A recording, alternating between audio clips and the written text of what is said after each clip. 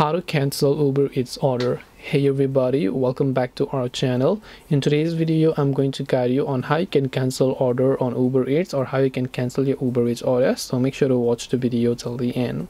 In order to basically cancel your Uber Eats order, open up the Uber Eats application, but first it depends upon how long has it been since you made the order, because most of the times what happens is that it might already be too late to cancel the order. If you've ordered something, the delivery rider already went and told the restaurant to start preparing it, they already prepared the food. In that case, your order is not cancelable. Even if you were to cancel, you will most likely incur a certain amount of fee.